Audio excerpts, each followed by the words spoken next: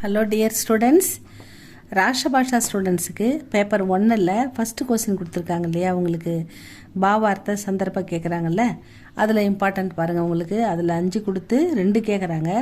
ஒன்றுத்துக்கு 4 மார்க்கு, மொத்தம் 8 மார்க்கு.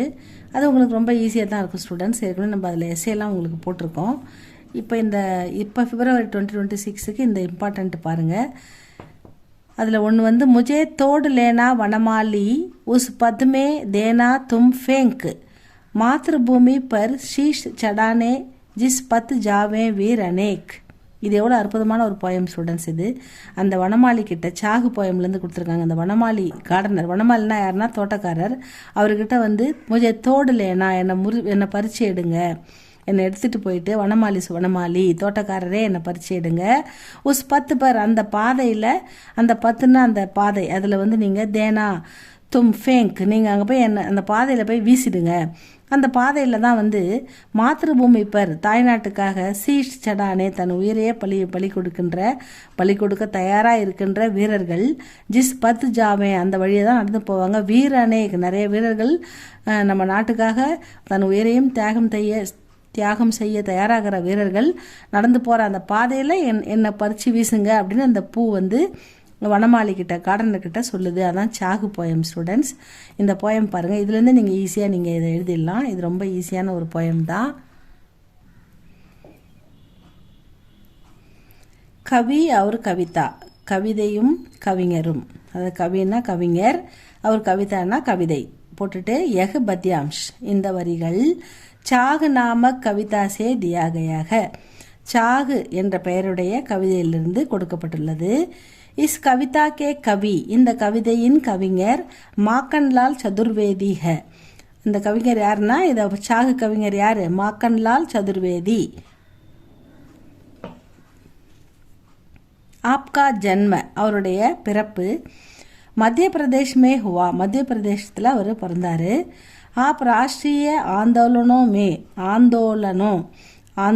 அதாவது ராஷ்ட்ரியன்னா தேசிய, ஆந்தோலன்னா போராட்டம், தேசிய போராட்டத்தில், விடுதலை போராட்டத்தில் ஷாமில் ஹோக்கர் கலந்து கொண்டு அநேக பார் நிறைய முறை, பல முறை ஜெயில் பி கயே ஜெயிலுக்கும் போயிருக்கிறாரு. ஹிம் தரங்கினி மாதா ஆதி ஆப்கி பிரசித்த ரச்சனாயேக, அவர் நிறைய இம் தரங்கினி இம் கிரீட்டினி நிறைய வரும். இதில் வந்து ஒரு 2 தான் கொடுத்துருக்காங்க, ஏன்னா இது வந்து பாவார்த்தம் தானே, அதனால் ஹிம் தரங்கினி மாதா ஆதி ஆப்கி பிரசித்த புகழ்பெற்ற படைப்புகள், ரச்சனாயான படைப்புகள். கவி இஸ் கவிதா மே புஷ்ப கே மாத்தியம் சே தேஷ் பக்தி பாவனா பிரகட் கர்த்தேக. கவிஞர் இந்த கவிதையில் பூவின் மூலமாக தேச உணர்வை நமக்கு ஏற்படுத்துகிறார் அப்படின்னு சொல்கிறாங்க. இது நீங்கள் இதெல்லாம் அப்படியே எழுத வேணாம் ஸ்டூடெண்ட்ஸ். கவி அவர் கவிதாவில் வந்து எக பத்யாம்ச சாகு நாம கவிதா செய்தியாக இதை எழுதிட்டு இஸ் கவிதா கே கவி மாக்கன்லால் சதுர்வேதிக அப்படின்னு எழுதிட்டு ஆப்கா அவர் எங்கே மத்திய பிரதேசத்தில் பிறந்தார், அப்புறம் ராஷ்டிர கவி அவர் வந்து ஆந்தோலனில் பங்கெடுத்துக்கிட்டாரு, இதெல்லாம் வருது இல்லைங்களா. இதில் கொஞ்சம் குறைச்சிக்கோங்க. இதில் வந்து நீங்கள் வந்து ஆப் ராஷ்ட்ரிய ஆந்தோலனோமே ஷாமில் ஹோக்கர் அநேக பார் ஜெயில் பி கயேன்னு போட்டுட்டு விட்டுருங்க. இது அவருடைய படைப்புன்னு கேட்டால் ஹிம் தரங்கினி மாதா அப்படி ரச்சனா அப்படின்னு போட்டு விட்டுருங்க. இவ்வளோ தான். இதில் சிம்பிளாக 3 பாயிண்ட் மட்டும் எழுதிக்கோங்க. பாவார்த்தை வந்து ராஷ்டிர பிரேம் சே பர்பூர்னா என்னன்னு கேட்குறீங்க. பர்பூர்னா நிறைந்த, பரிபூர்ணமாக நிறைந்த. ராஷ்டிர பிரேம்னா தேசப்பற்று, பரிபூர்ணமாக நிறைந்த. ஏக்கு புஷ்ப ஒரு பூ, வனமாலி சே தன்னுடைய கார்டனர்கிட்ட, தோட்டக்காரர்கிட்ட, வனமாலின்னா தோட்டக்காரர்கிட்ட ககத்தாக சொல்கிறது. என்ன சொல்லுது? கி மேரி ஏக்கு மாத்திர சாக, எனக்கு ஒன்று மட்டும்தான் தேவை, நீங்கள் என்னை எடுத்துகிட்டு போய் சாமிக்கு போட வேணாம், இல்லை வந்து என்ன சொல்கிறது, நிறைய சொல்லும், பெரிய ராஜாவுடைய சவத்துக்கு போட வேணாம்னு 10 காரணம் சொல்லும் அது.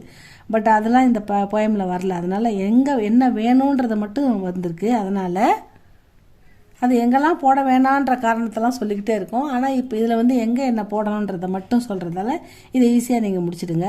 ராஷ்டிர பிரேம் சே பர்பூர் ஏக் புஷ்ப வனமாலி சே ககத்தாக கி மேரி ஏக் மாத்திர சாகு யகுக கி ஹமாரே தேஷ் கி ரக்ஷா கர்னே வாலே, நம்ம நாட்டை பாதுகாக்கின்ற வீரர்கள் ஜிஸ் ராஸ்தே அந்த வழியில் எந்த வழியில் போகிறாங்களோ அந்த வழி, எந்த வழி, ஜிஸ் ராஸ்தே எந்த வழியில், பர் ஜா ரஹே ஹேன், உஸ் பத் பர் அந்த வழியில், முஜே ஃபேங்க் தோ அந்த வழியில் என்னை தூக்கி வீசுங்க, மை உன் வீரோं के पैरों की சேஜ் பண்ணா சாகத்தாகும் அந்த வீரர்களுடைய பாதங்களை வணங்க விரும்புகிறோம் நாங்கள், அதுதான் எங்களுக்கு வேணும் அப்படின்னு அந்த பூக்கள் சொல்லுது. அதனால் இந்த பாயிண்ட் அப்படியே போட்டுக்கோங்க. இந்த கவி பரீட்சையில் வந்து கவிஞரை பற்றி ஒரு 2-3 இன்ட்ரடக்ஷன் மட்டும், ஒரு 3 பாயிண்ட் மட்டும் சொல்லிக்கோங்க, அது போதும். இதுதான் ஃபுல்லாக நீங்கள் சொல்லணும். பாவார்த்தை அதுக்கு என்ன வேணுன்றதை அது தெளிவாக சொல்லுது இல்லையா, அதை நீங்கள் தெளிவாக சொல்லிவிடுங்க. இதுதான் உங்களுக்கு. இதில் வந்து என்னென்னா பாவார்த்தை ராஷ்டிர பிரேம்சே பர்பூர்னா பரிபூரணமாக நிறைந்த, தேசபக்தி பரிபூரணமாக நிறைந்த ஒரு பூ, வனமாலிசே இப்போ தோட்டக்காரர்கிட்ட ககத்தாக சொல்லுது, கி மேரி ஏக் மாத்திர சாக எனக்கு ஒரு இடத்துல மட்டும்தான் எனக்கு தேவை, ஒன்று தான் நீங்கள் என்ன பண்ணணும் அப்படின்னு சொல்லுது.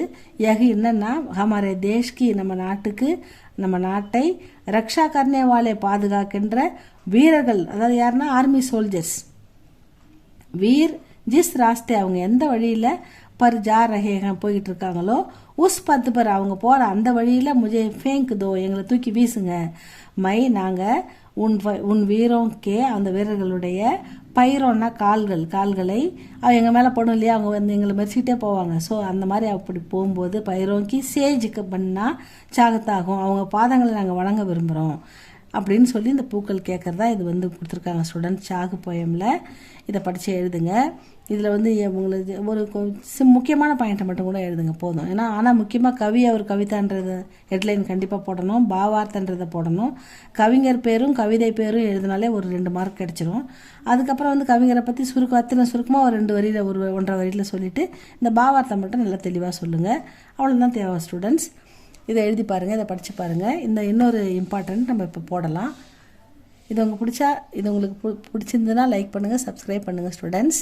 தேங்க்யூ ஃபார் வாட்சிங்.